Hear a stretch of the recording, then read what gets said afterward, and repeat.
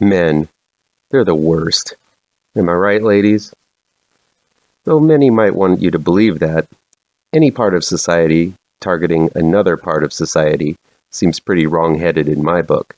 Still, these two films make a pretty good argument proving that men, like women and all other walks of life, can be pretty horrifying given the right circumstances and the right person behind the camera. Men is definitely elevated horror, but what impressed me most was its absolutely nightmarish climax. Some hated this film, but I found it to be a standout from a director I always pay attention to, Alex Garland. This is M.L. Miller Fright's Best in Horror Countdown 2021 through 2022. Counting down the best in horror films released from October 1st, 2021 through September 30th, 2022. According to me, M.L. Miller. Here we go. Number 12. Men was released on May 20th, 2022. It's available to rent on Amazon Prime from A24. It's directed and written by Alex Garland. After the death of her husband, played by Papa Esidu, Harper, played by Taboo's Jessie Buckley, takes a holiday to a quiet country town to right herself and decide what to do next with her life.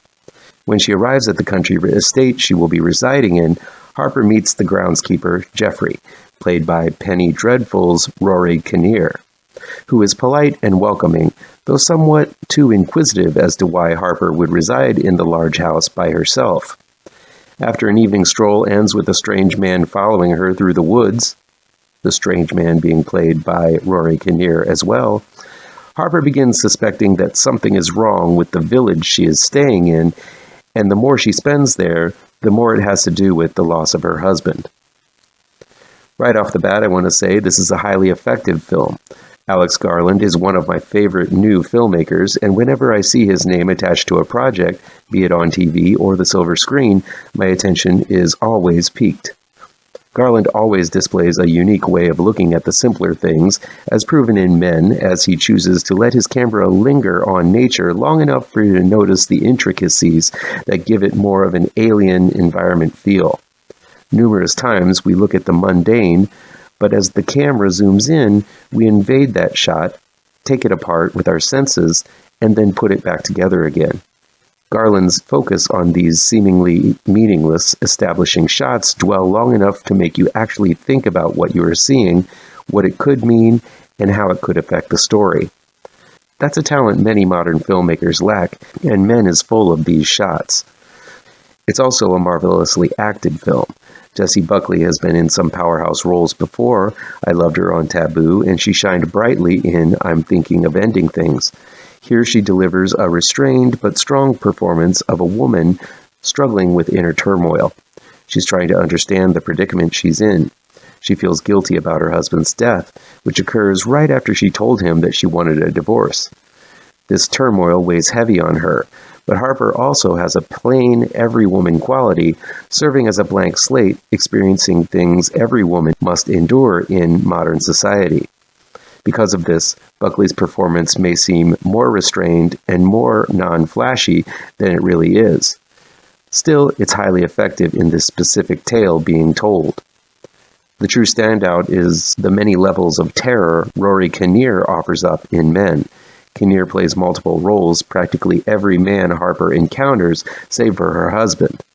Cloaked in a polite, non-confrontational, yet conversational style, his interactions with Harper are barbed and increasingly threatening.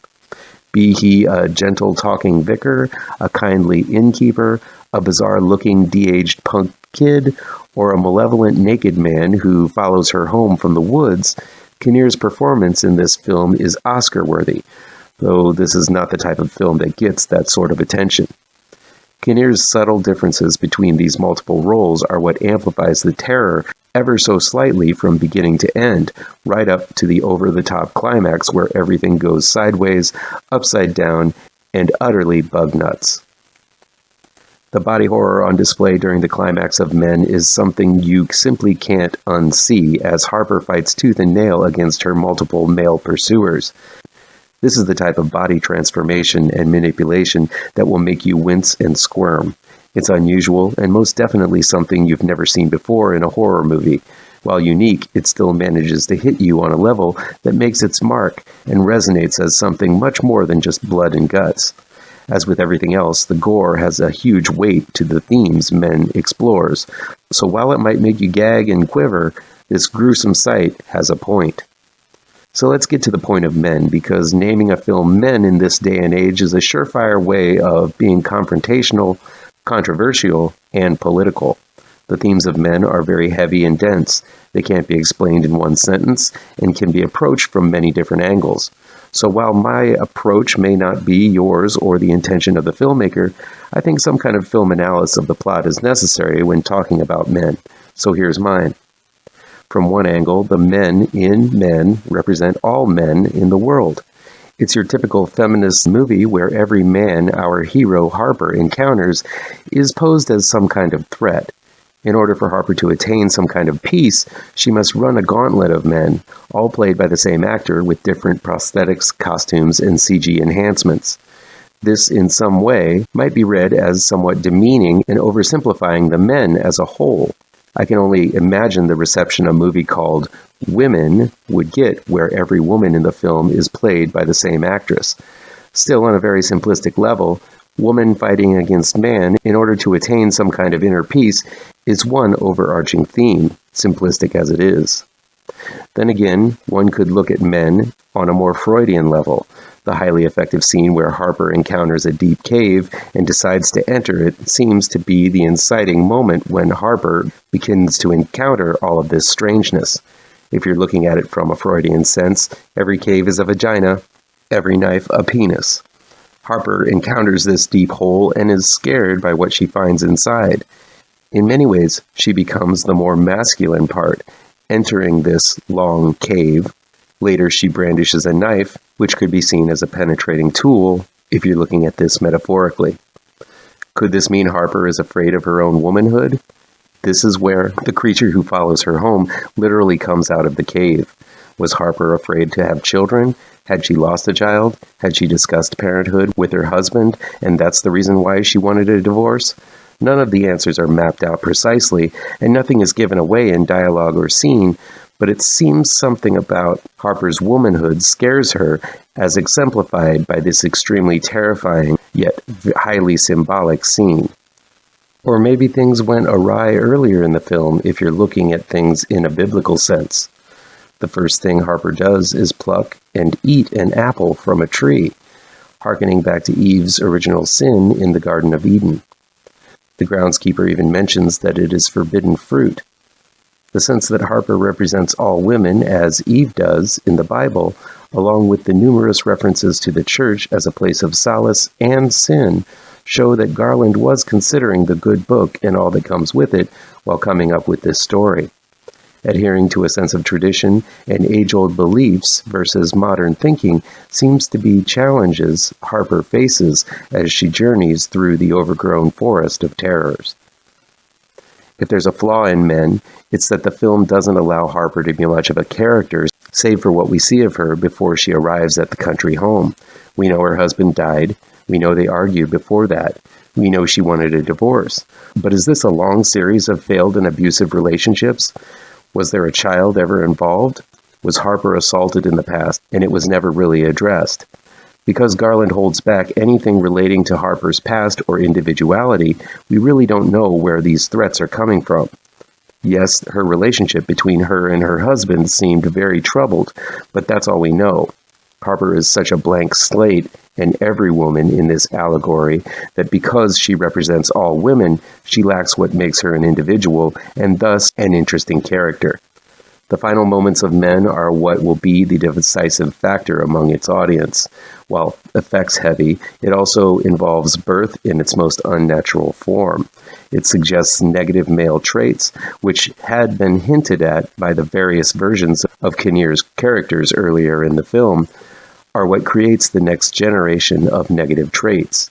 Toxicity begets toxicity and all that, to use a trendy word. While a bit on the nose, this proves to be an effective yet vague end to a very strange yet impactful movie. I'd recommend Men to the free thinkers of the audience. It's gory, but it's gruesome with strong intent. The views are meant to challenge. The themes are meant to unsettle. It raises more questions and definitely will spark more debate than you're used to when you get out of a horror movie. But I love films like that. Men utilizes modern stereotypes, then challenges them, but not in the way one might think. In the end, it's about how Harper feels about herself, not about how others feel about her. It's a simple point, but moves the finger away from men as a whole and points itself inward in what turned out to be a refreshing, more productive, and insightful way. This deeper sense of life and its ups and downs, as horrific as they often are, seem to be the bread and butter of Alex Garland's films, and Men continues this streak of intriguing yet unique ways of coping with them. While not exactly horror, The Beta Test is a wonderfully complex thriller with elements of In the Company of Men, Glengarry Glen Ross, and other films relating to the uglier side of white-collar male life. It's not bloody, but it is bloody good, from up-and-coming superstar filmmaker and actor Jim Cummings. The Beta Test was released on November 5th, 2021. It's available to rent from Amazon Prime from IFC Films. It's directed and written by Jim Cummings and PJ McCabe.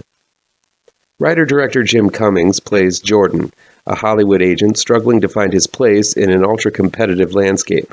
He's got a big client who is hesitant to commit to his firm, he's getting married in 6 weeks, and he's got an ulcer burning through his guts. Jordan is a fast-talking shyster who latches on and leeches off of more talented people. He drives an expensive car, wears the most stylish of suits, and does his best to hobnob with the upper crust. If The Beta Test does anything perfectly, it depicts the shallow, heartless, and downright repugnant life you need to live in order to, quote-unquote, make it in Hollywood. It's an ugly business, and Cummings and his co-writer, co-director, PJ McCabe, who also co-stars in The Beta Test as Jordan's best friend and business partner, offers up an unflinching look at how stressful and soul-crushing show business really is. Jordan receives a letter in the mail inviting him to a discreet meeting in a hotel where he can have sex with a beautiful woman with no strings attached. Sounds like a scam. Of course it is. But Jordan throws caution to the wind, replies to the letter, dons a blindfold, and meets with an unknown woman in a hotel room for sex. Soon after, Jordan becomes obsessed with finding out who this woman was and who is behind this organization. This leads Jordan down a dark path that risks the loss of his job, his status, the love of his fiancée, Caroline, played by the beautiful and talented Virginia Newcomb, and maybe even the loss of his life. Cummings and McCabe have created the perfect house of cards, and then topples each level down until there is nothing left for Jordan to exploit or work his fast-talking magic on. The Beta Test thoroughly and deftly moves the walls around Jordan's life closer and closer until survival is impossible. It's an amazing example of how to build tension and paranoia to excruciating levels. It's heartbreaking to see how one stupid decision can destroy a carefully constructed life. The reason why The Beta Test is so effective rests on the shoulders of Jim Cummings.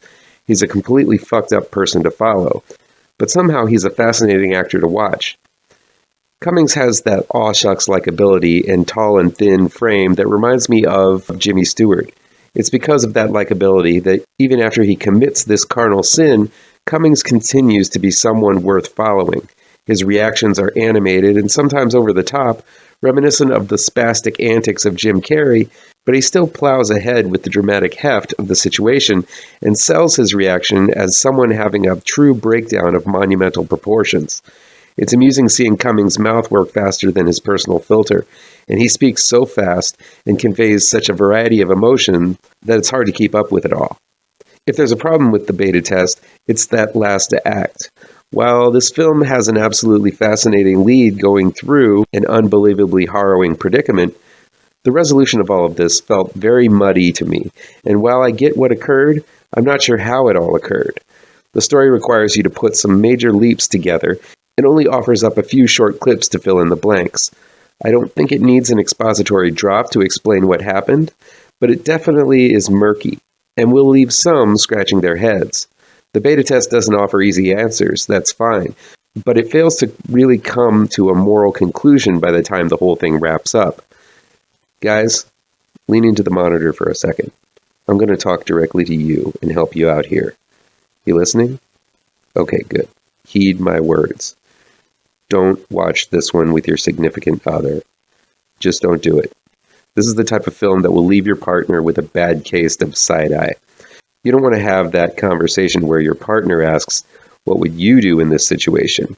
if you were given the opportunity to have an indiscreet and anonymous sexual encounter. This is one of those films that may be brutally honest, but it's also so honest that it's going to make you question how honest you are to yourself and the ones you love. I don't know what I'd do in this situation. I don't want to be in this situation. But this is a true crisis Jordan goes through.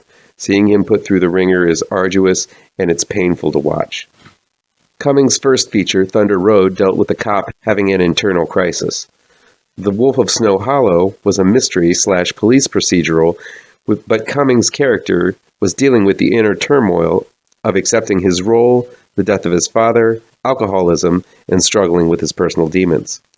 In the beta test, Cummings once again has a mental breakdown because of a lifetime of bad decisions. While the situations vary, Cummings is basically portraying the exact same character in all three films.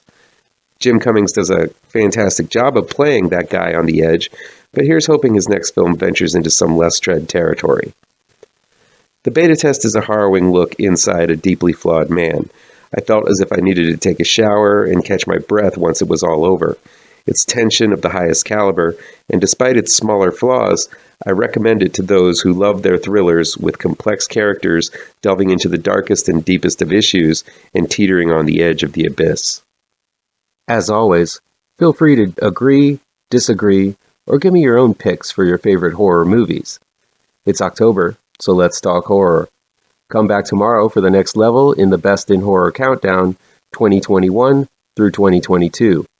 Be sure to hit all of the pertinent bells and whistles down below, and you'll never miss a post. Happy Halloween, folks.